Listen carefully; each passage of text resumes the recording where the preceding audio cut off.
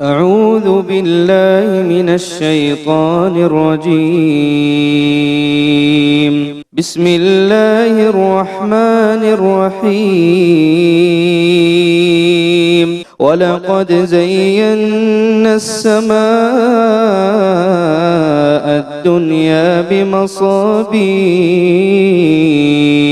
وجعلناها رجوما للشياطين وأعتدنا لهم عذاب السعير. وللذين كفروا بربهم عذاب جهنم وبئس المصير. إن الحمد لله نحمده ونستعينه ونستغفره ونعوذ بالله من شرور أنفسنا ومن سيئات أعمالنا. من يهده الله فلا مضل له ومن يضلله فلا هادي له. وأشهد أن لا إله إلا الله وحده لا شريك له وأشهد أن محمدًا عبده ورسوله. يا أيها الذين آمنوا اتقوا الله حق تقاته ولا تموتن إلا وأنتم مسلمون. يا أيها الناس اتقوا ربكم الذي خلقكم من نفس واحدة وخلق منها زوجها وبث منهما رجالا كثيرا ونساء. واتقوا الله الذي تساءلون به والأرحام إن الله كان عليكم رقيبا. يا أيها الذين آمنوا اتقوا الله وقولوا قولا سديدا يصلح لكم أعمالكم ويغفر لكم ذنوبكم ومن يطع الله ورسوله فقد فاز فوزا عظيما. أما بعد فإن خير الحديث كتاب الله وخير الهدي هدي محمد صلى الله عليه وسلم وشر الأمور محدثاتها وكل محدثة بدعة وكل بدعة ضلالة وكل ضلالة في النار. أعوذ بالله من الشيطان الرجيم. بسم الله الرحمن الرحيم. يا أيها الذين كفروا لا تعتذروا اليوم إنما تجزون ما كنتم تعملون. وقال تعالى في مقام آخر هذا يوم لا ينطقون ولا يؤذن لهم فيعتذرون ويل يومئذ للمكذبين. قابل احترام بزرگوں، نوجوان ساتھیوں،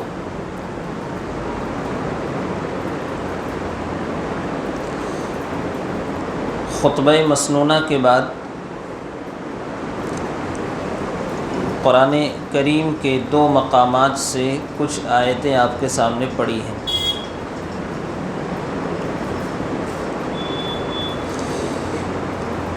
ہم جس معاشرے میں رہتے ہیں اس معاشرے میں سارے مسلمان ایمان میں درجے کے اعتبار سے برابر نہیں ہیں۔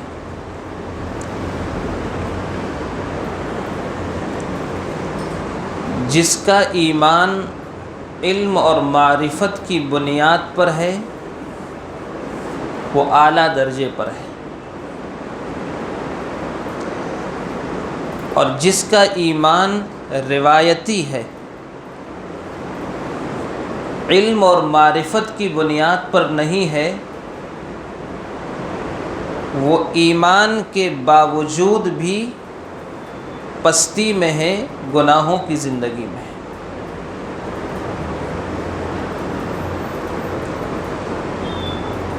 علم اور معرفت کی بنیاد پر اگر ایمان ہوگا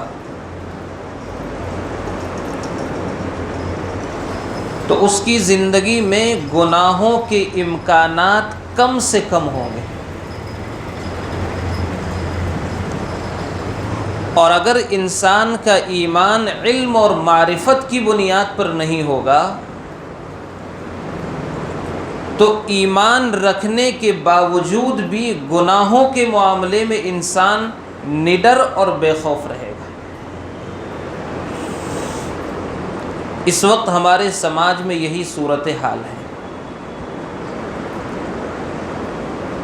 اکثریت ایمان والوں کی اس بنیاد پر مومن ہے کہ اس کے باپ دادا مسلمان تھے، خاندانی مسلمان ہے، اس لیے مسلمان نہیں ہے کہ اس نے قرآن و سنت کو پڑھ کر ایمان کی حقیقت کو تسلیم کیا، اس لیے نہیں ہے۔ اگر ایمان کی حقیقت علم اور معرفت کی بنیاد پر ہوتی تو آج مسلم سماج میں مسلمانوں کو نماز کی دعوت دینے کی ضرورت نہ پڑتی۔ آپ غور کیجئے، گناہ کرنے کے معاملے میں آج مسلمان بہت ہی نڈر، بہت ہی آزاد ہو چکا ہے، اور ہمارے پاس نیکی چھوڑنے کے لیے اور گناہ کرنے کے لیے کوئی نہ کوئی بہانہ موجود ہے۔ جبکہ اللہ کے نبی صلی اللہ علیہ وسلم کی زندگی کو ہم پڑھیں،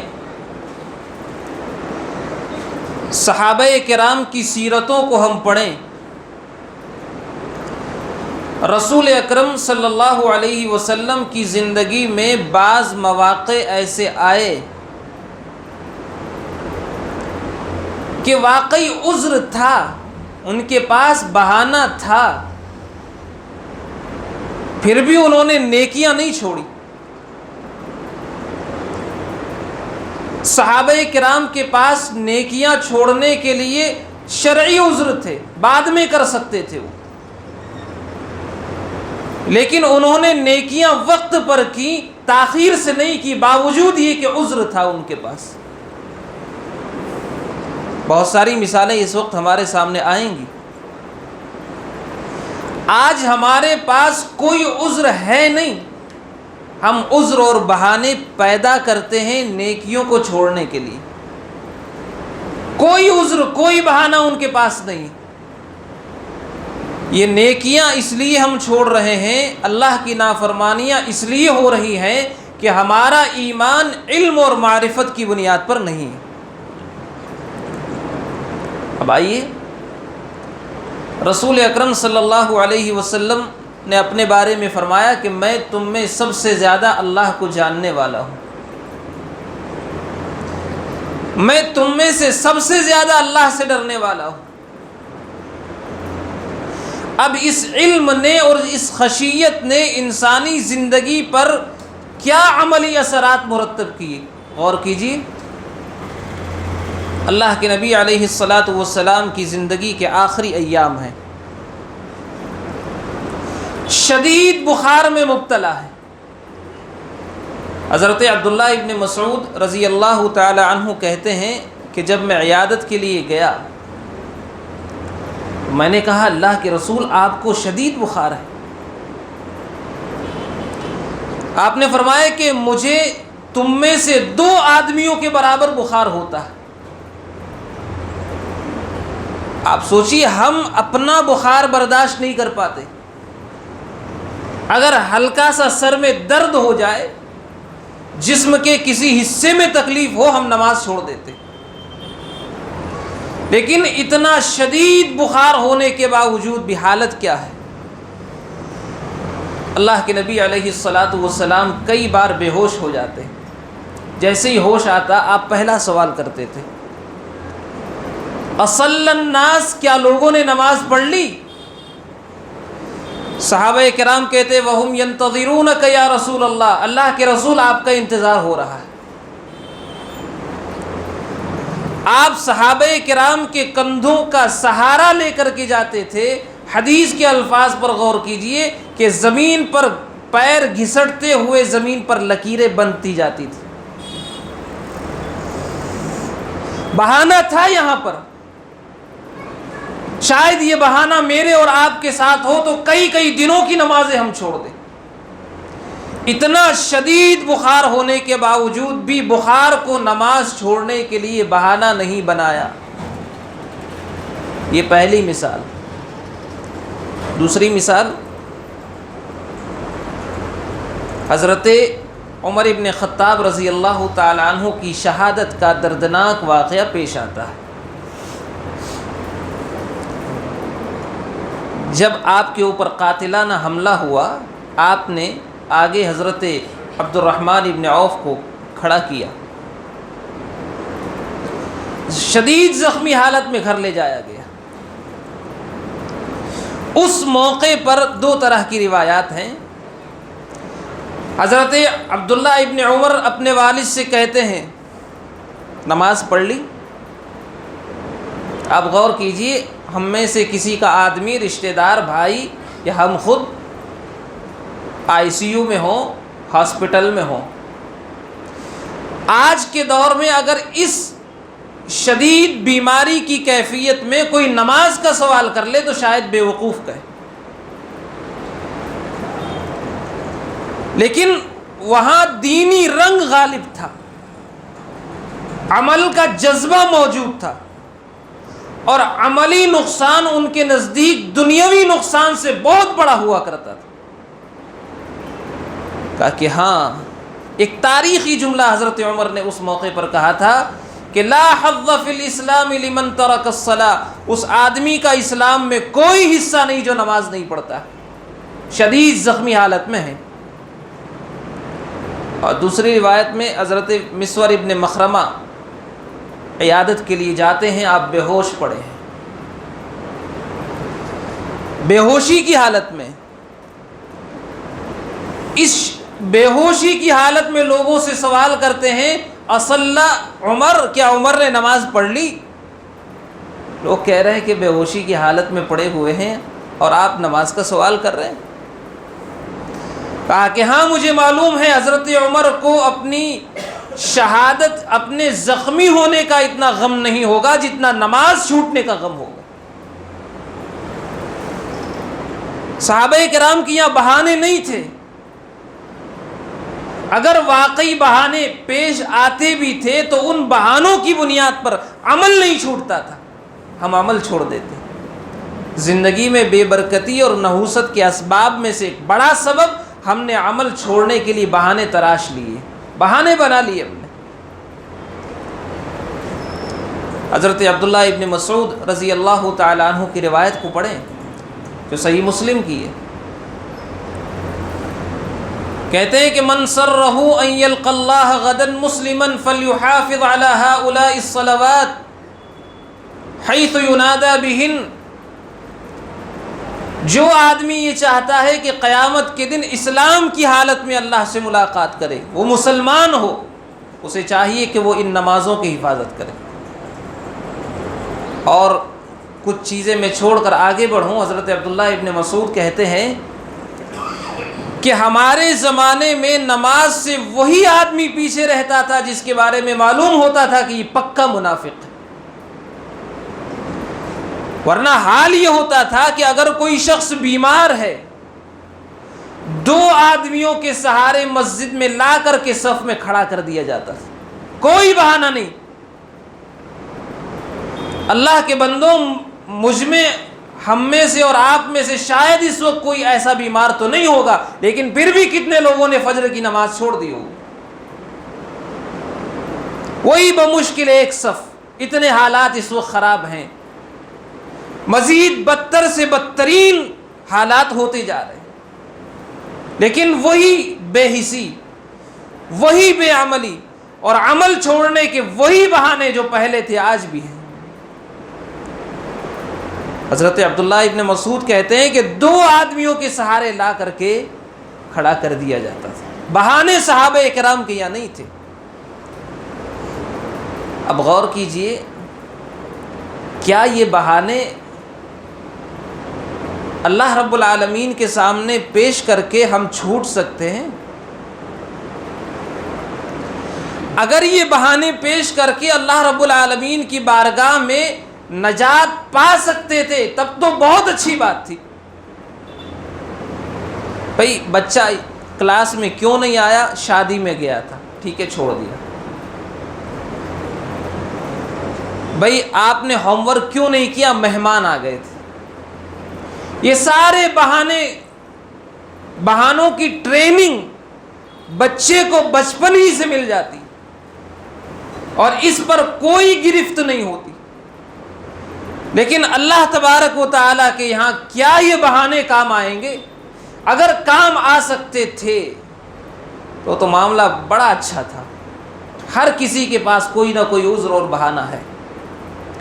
اللہ کے نبی علیہ الصلاۃ والسلام کی ایک حدیث اپنے سامنے رکھیں کہ اللہ تبارک و تعالیٰ کو عذر اور بہانہ بہت ہی محبوب اور پسند ہے. عذر سے زیادہ اللہ کو کوئی چیز محبوب اور پسندیدہ نہیں ہے. اسی عذر کو ختم کرنے کے لیے اللہ تبارک و تعالیٰ نے کتابیں نازل کی، رسولوں کو بھیج دیا اور عذر ختم کر دیے. اب کوئی یہ نہیں کہہ سکتا کہ ہمیں نہیں معلوم تھا. معلوم کرنے کا ذریعہ قرآن مجید آج بھی ہمارے پاس اسی شکل میں موجود ہے جس شکل میں نازل ہوئی تھی. دین اسی شکل میں اللہ رب العالمین نے محفوظ رکھا ہے جس شکل میں یہ آیا تھا اس دنیا کے اندر. تو عذر اور بہانہ نہیں چلے گا. اب دیکھیے، ایک آدمی شرک پر ہے، وہ لاکھ بہانے پیش کر دے، ہمارے باپ دادا مشرک تھے، ہمارا ماحول شرک پر مبنی تھا، ہمارے دوست اس طرح کے تھے. کیا یہ عذر پیش کر کے اللہ رب العالمین کی بارگاہ میں انسان نجات پا سکتا ہے؟ نہیں پا سکتا. اس لیے کہ اللہ تبارک و تعالیٰ نے توحید اپنانے کے بے شمار دلائل اس دنیا کے اندر رکھے. قرآن کریم ایک زندہ معجزہ آج بھی ہے. توحید سمجھانے والے لوگ موجود ہیں. پڑھیے قرآن کریم کو. اللہ نے فرمایا وَإِذْ أَخَذَ رَبُّكَ مِن بَنِي آدَمَ مِن ظُهُورِهِمْ ذُرِّيَّتَهُمْ وَأَشْهَدَهُمْ عَلَىٰ أَنفُسِهِمْ أَلَسْتُ بِرَبِّكُمْ. اللہ نے آدم علیہ السلام کی پشت سے ان کی ساری ذریت کو نکالا، پہلے انسان سے لے کر آخری انسان تک، جو توحید کے موافقین ہیں وہ بھی اور جو مخالفین ہیں وہ بھی. سارے لوگوں سے اللہ نے ایک عہد لیا، اقرار لیا. الست بربکم، میں تمہارا رب نہیں ہوں؟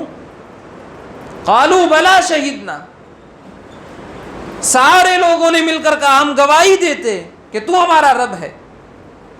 یہ جتنے مخالفین ہیں اس وقت، ان سب لوگوں نے شہادت دی ہے اللہ کے رب ہونے کی.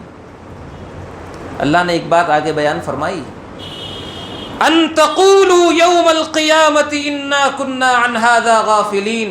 دیکھو قیامت کے دن مت کہنا کہ ہمیں کچھ معلوم ہی نہیں تھا، ہم غافل تھے اس سے.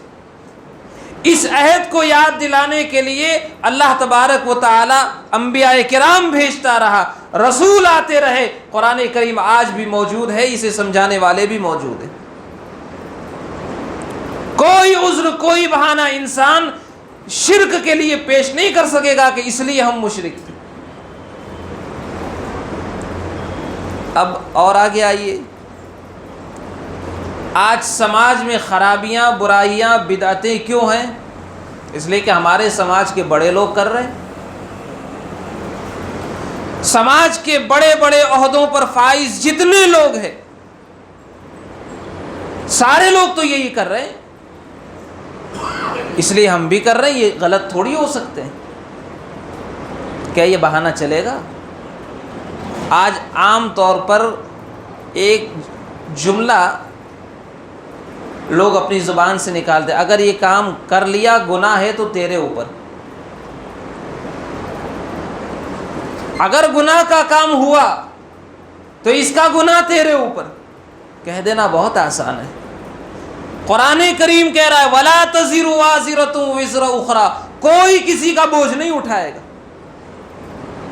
جس آدمی نے گناہ کیا ہے اس کی سزا اس کو ملے گی. آج اس بنیاد پر سماج میں اگر بدعتیں، خرافات، رسم و رواج، شریعت کے خلاف جتنے کام ہو رہے اس لیے کہ ہمارے بڑے کر رہے ہیں، بھائیو یہ عذر اور یہ بہانہ اللہ رب العالمین کے یہاں قابل قبول نہیں ہوگا. پڑھیے قرآن کو. اللہ نے ارشاد فرمایا یوم تقلب وجوہہم فی النار، اس دن کو یاد کرو جس دن جہنمیوں کے چہرے الٹ پلٹ کیے جائیں گے آگ میں، اور وہ افسوس کریں گے، یا لیتنا اطعنا اللہ واطعنا الرسول، اے کاش ہم نے اللہ اور اس کے رسول کی اطاعت کی ہوتی۔ اور اب بہانہ پیش کریں گے، ربنا انا اطعنا سادتنا وکبراءنا فاضلونا السبیل، اے اللہ ہم نے سماج کے بڑوں کی، سرداروں کی بات مانی، انہوں نے ہم کو گمراہ کیا ہے، تو انہیں ڈبل عذاب دے۔ کیا یہ عذاب، کیا یہ بہانہ پیش کر کے وہ جہنم سے نکل آئیں گے؟ نہیں نکلیں گے۔ جس نے جو کچھ کیا ہے وہ اپنے کیے کے انجام تک پہنچے گا۔ اللہ رب العالمین کے یہاں یہ بہانے کام نہیں آئیں گے۔ اور آگے آئیے، مرنے کے بعد انسان کو دفن کیا جاتا ہے۔ 3 سوالات ہوتے ہیں، من ربک ما دینک من نبیک، تیرا رب کون ہے، تیرا دین کیا ہے، اور تیرے نبی کون ہے۔ اگر برا انسان ہے تو جواب کیا دیتا ہے؟ ہاں لا ادری، میں نہیں جانتا۔ سمعت الناس قالوا قولا فقلت كما قال الناس، لوگ کچھ کہہ رہے تھے اللہ کے بارے میں، دین کے بارے میں، رسول کے بارے میں بھی وہی کہہ دیتا تھا، حقیقت کا مجھے کوئی پتہ نہیں۔ آج لوگوں کی اکثریت اسی بنیاد پر مسلمان ہے کہ ہاں سماج میں یہ چیز پھیلی ہوئی ہے، اللہ ہمارا رب ہے، دین ہمارا اسلام ہے، نبی ہمارے جناب محمد الرسول اللہ صلی اللہ علیہ وسلم ہیں، حقیقت کا پتہ نہیں ہے۔ الا ان یشاء اللہ، اللہ نے جس کو توفیق دی ہے وہ ایک الگ چیز ہے، تو وہ عذر پیش کرے گا وہاں پر، ہاں لا ادری، نہیں جانتا میں۔ کیا یہ عذر پیش کر کے وہ قبر کے عذاب سے بچ جائے گا؟ نہیں بچے گا۔ فرشتہ اسے کہے گا لا دریت ولا تلیت، نہ تو نے دین سمجھنے کی کوشش کی، نہ تو نے پڑھنے کی کبھی کوشش کی۔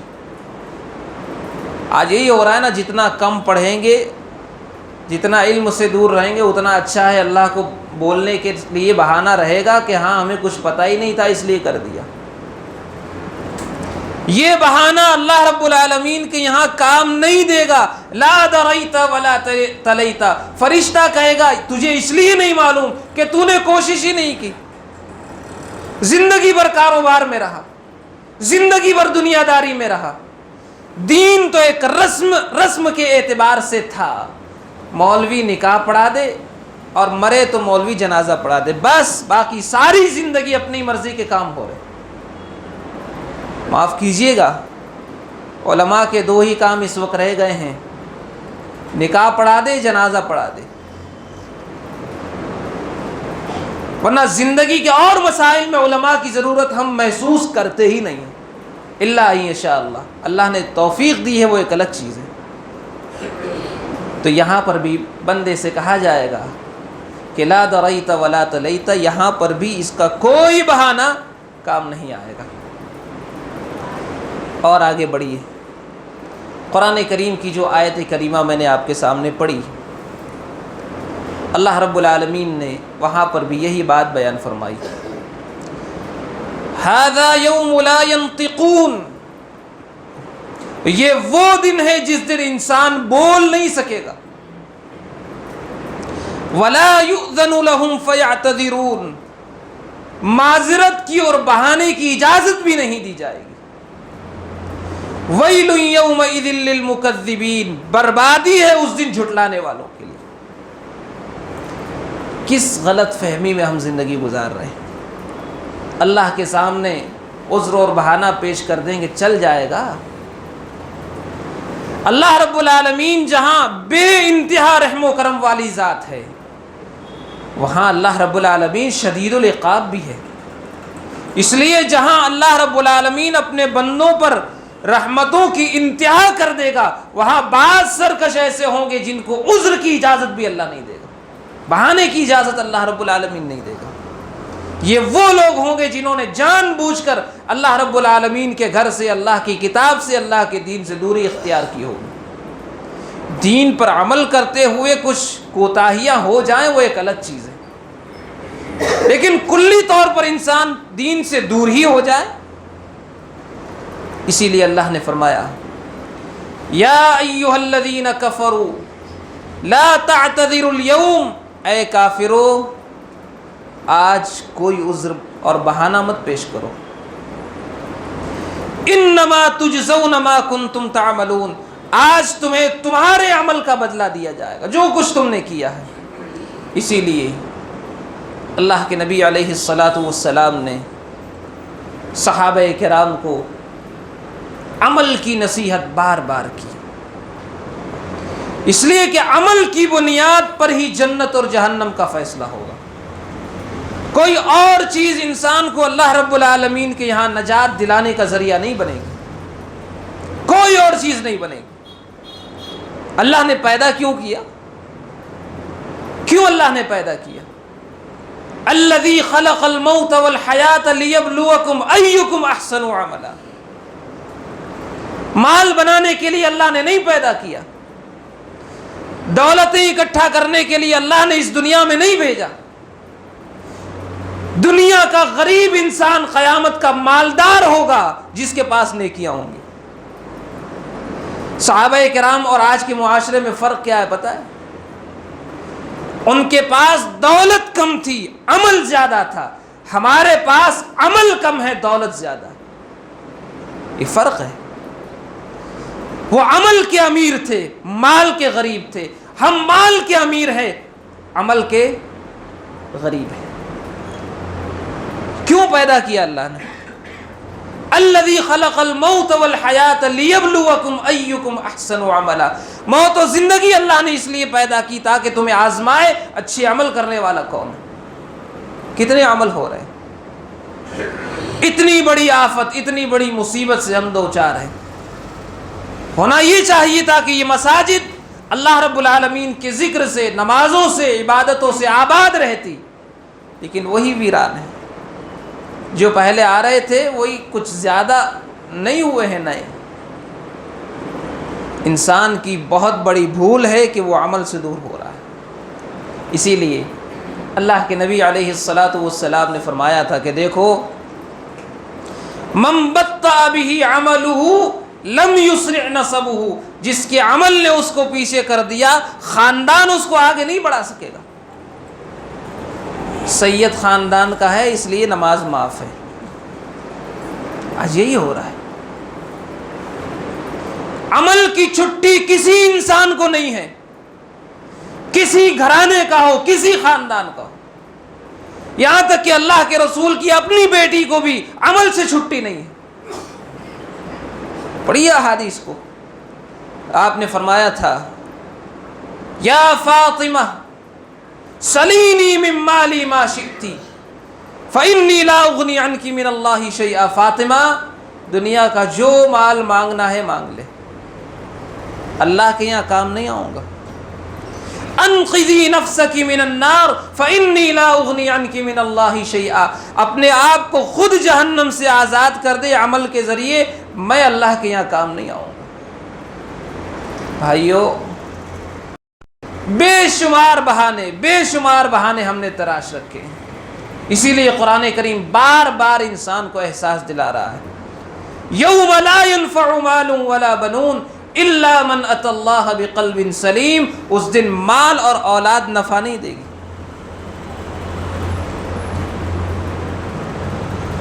اسی انسان کی نجات ممکن ہوگی جس کا دل شرک و بدعت اور برائیوں کی محبت سے پاک ہو کر کے آئے گا، اور کوئی کامیاب نہیں ہوگا. اسی لیے اللہ کے نبی علیہ الصلاۃ والسلام کی اس روایت کو اپنے ذہن میں رکھے، صحیح بخاری کی. آپ نے فرمایا اس آدمی کے پاس اللہ کے یہاں کوئی عذر نہیں ہے جس کو اللہ نے 60 برس کی عمر دی اور وہ اپنی اصلاح نہ کر سکا. کوئی عذر نہیں پیش کر سکے گا. زندگی کا اتنا لمبا حصہ، اتنا لمبا وقت اللہ تبارک و تعالی نے دیا اور اپنے آپ کو کامیاب نہیں کر سکا. اس دنیا کے اندر ناکام ہے وہ شخص جس نے اللہ کی توحید نہیں سمجھی. جس نے رسول کی اطاعت اور اتباع کا درس نہیں سمجھا، جس نے اپنے اخلاق و معاملات کی اصلاح نہیں کی، ناکام ہے وہ انسان، گرچہ دنیا کا دولت مند کیوں نہ ہو جائے۔ اسی لیے بھائیوں، قرآن کریم کی ان آیات کو بار بار اپنے ذہن و دماغ میں رکھیں۔ اللہ تبارک و تعالی احساس دلا رہا ہے۔ اللہ نے فرمایا وَهُمْ يَصْطَرِخُونَ فِيهَا، وَهُمْ يَصْطَرِخُونَ فِيهَا، جہنم میں چیخیں گے، چلائیں گے۔ آج غور کیجئے، یہ پنکھے کچھ دیر کے لیے آپ بند کر دیجئے، کیا کیفیت ہوگی۔ آج یہ سورج اس زمین سے سائنسی تحقیق کے مطابق 9 کروڑ 3 لاکھ میل کے فاصلے پر ہے، تب یہ حالت ہے کہ ہم برداشت نہیں کر پاتے۔ اس جہنم کی آگ کو کیسے برداشت کریں گے؟ ابھی 1 مہینے پہلے نڑیات سے جمبو سر میں گیا تھا، بس کھچا کھچ بھری ہوئی تھی، پیر رکھنے کی جگہ نہیں تھی، 3 گھنٹے برداشت نہیں ہوئے، بیمار ہو گیا تھا۔ قرآن کریم کہہ رہا ہے کہ اِذَا أُلْقُوا فِيهَا وَإِذَا أُلْقُوا فِيهَا مَكَانًا ضَيِّقًا مُقَرَّنِينَ، جہنم میں تنگ جگہ پر، اور وہ بھی جکڑ کے باندھ کر کے ڈال دیا جائے گا۔ کیسے برداشت کرے گا انسان؟ تصور کرے، غور کرے۔ 3 گھنٹے کا سفر برداشت نہیں ہوا مجھ سے۔ اللہ سے دعا کریں کہ اللہ جہنم سے ہم سب کی حفاظت فرمائے۔ آسان چیز نہیں ہے۔ ہم عمل پہ عمل چھوڑے جا رہے ہیں، برائیوں پہ برائیاں ہوتی جا رہی ہیں، نہ نمازوں کی پرواہ، نہ مؤذن کی آوازیں کی ہم نے پرواہ کی، ہم جہنم سے بے خوف زندگی گزار رہے ہیں۔ قرآن کریم بار بار احساس دلا رہا ہے، لوگوں عمل سے دور رہنے کے بہانے نہ بناؤ۔ وَهُمْ يَصْطَرِخُونَ فِيهَا، جہنم میں چیخیں گے، چلائیں گے، ربنا اخرجنا نعمل صالحا غیر الذی کننا نعمل، اللہ ایک بار نکال دے تاکہ نیک عمل کر کے آئیں گے۔ اللہ کیا جواب دے گا پتہ ہے؟ اولم نعمرکم ما یتذکر فیہ من تذکر وجاءکم النذیر، کیا ہم نے تمہیں اتنی عمر نہیں دی تھی کہ نصیحت حاصل کرنے والا نصیحت حاصل کرنا چاہتا تو کر سکتا تھا۔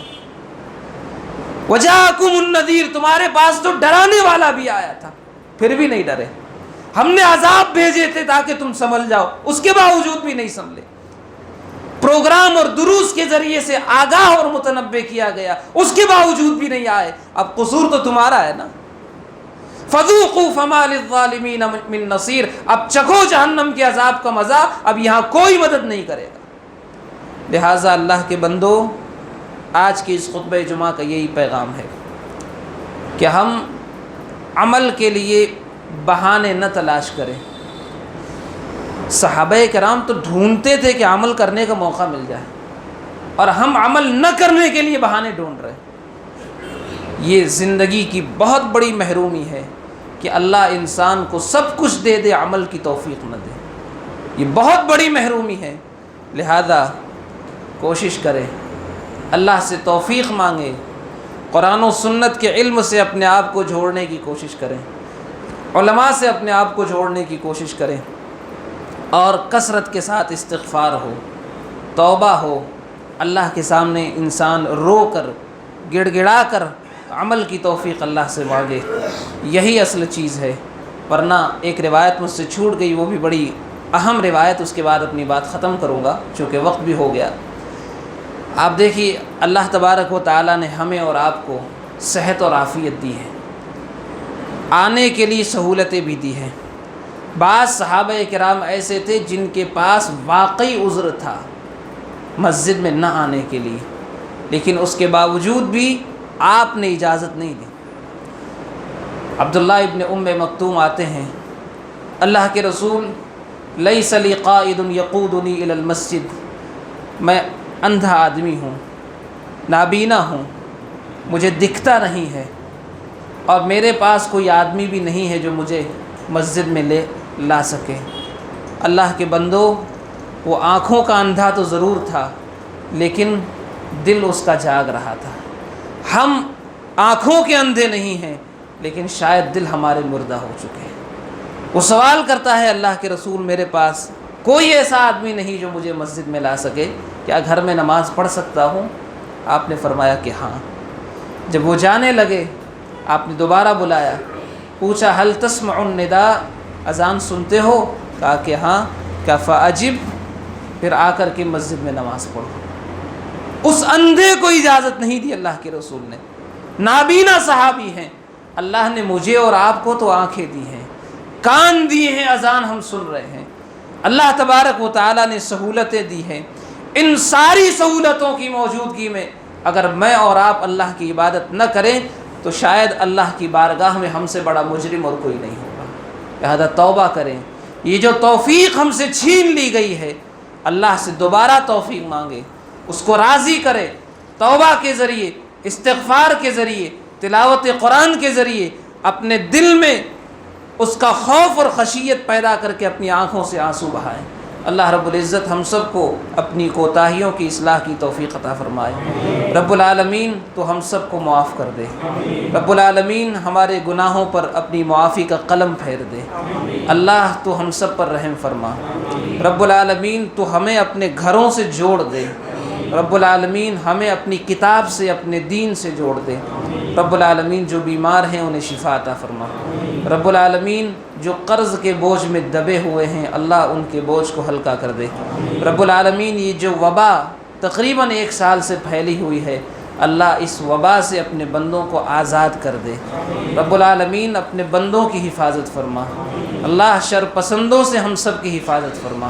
وآخر دعوانا ان الحمد للہ رب العالمین۔